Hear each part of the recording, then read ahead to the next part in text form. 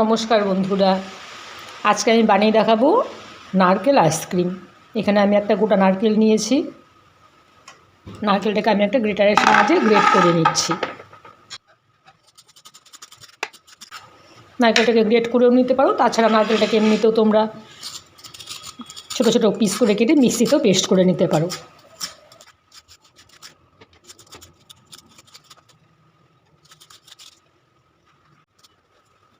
নারকেলটাকে আমি গ্রেট করে নিয়েছি। এখানে 1 কাপের মতো নারকেল হবে। নারকেলটাকে আমি মিক্সি বাটিতে নিয়ে পেস্ট করে নিচ্ছি।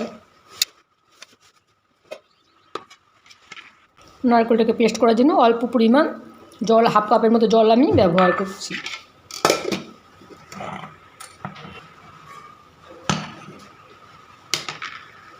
নারকেলটা আমি পেস্ট করে নিয়েছি। খুব বেশি মিহি পেস্ট হবে না, একটু দানা দানা থাকবে।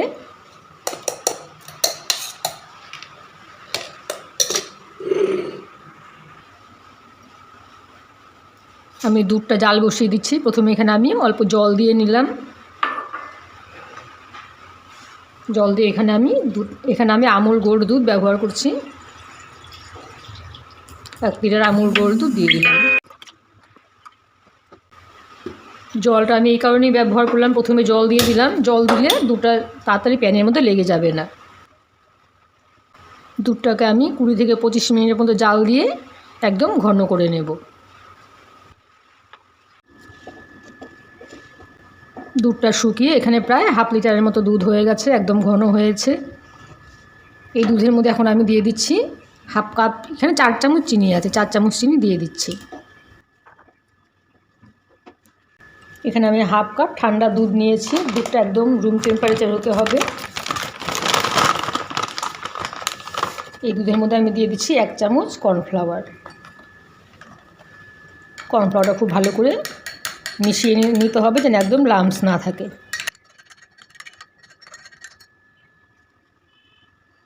কর্নফ্লাওয়ার মেশানো দুধটা আমি এখানে অল্প অল্প করে দিয়ে দিচ্ছি।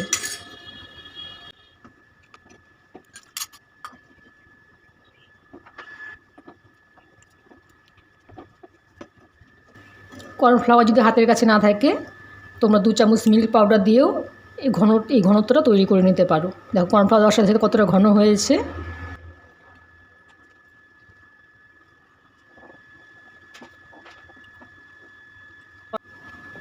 কর্নফ্লাওয়ার দেওয়ার সাথে সাথে দুধটা ফুটতে শুরু করেছে। এই সময় আমি গ্যাসের চুলাটা বন্ধ করে দিচ্ছি।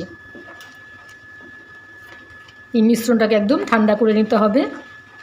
দুধের মিশ্রণটা একদম ঠান্ডা হয়ে গেছে। এখন এই মিশ্রণটাকে আমি যে নারকেলটা আমি পেস্ট করে রেখেছিলাম এখানে ঢেলে দিচ্ছি।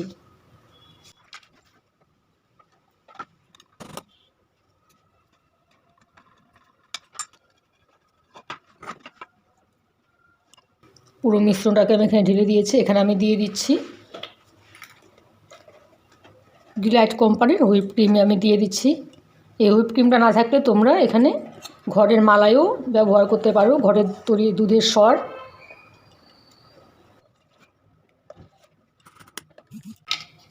দিয়ে আবারও আমি পেস্ট করে নিচ্ছি।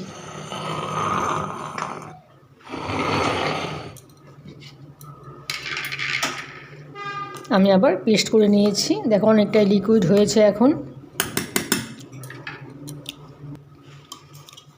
আমি একটা আইসক্রিম মোল্ড নিয়েছি। আইসক্রিম মোল্ডের মধ্যে আমি অল্প অল্প করে ঢেলে দিচ্ছি।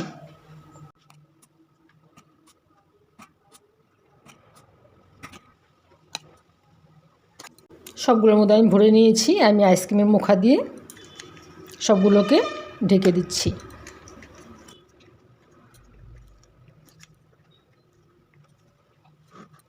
বাকি মিশ্রণটা আমি একটা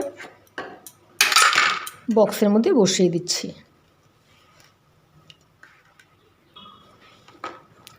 7 থেকে 8 ঘন্টার জন্য আমি ডিপ ফ্রিজে দিয়ে রাখবো।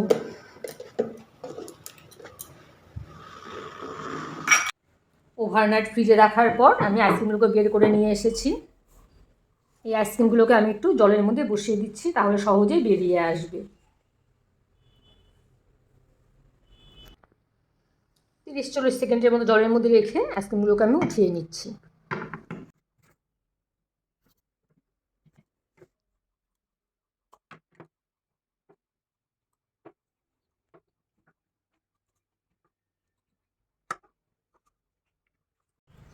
কোকোনাট মালাই কুলফিটি আমার রেডি হয়ে গেছে। দেখো কতটা সুন্দর হয়েছে দেখতে, খেতেও ভীষণ টেস্টি হয়েছে। আমার এই রেসিপিটা তোমাদের কেমন লাগলো জানাবে। আমার চ্যানেলটিকে সাবস্ক্রাইব করে দিও আর লাইক কমেন্ট দিতে ভুলো না। ঠিক আছে বন্ধুরা, আজকের মতো এখানেই রাখছি। টাটা।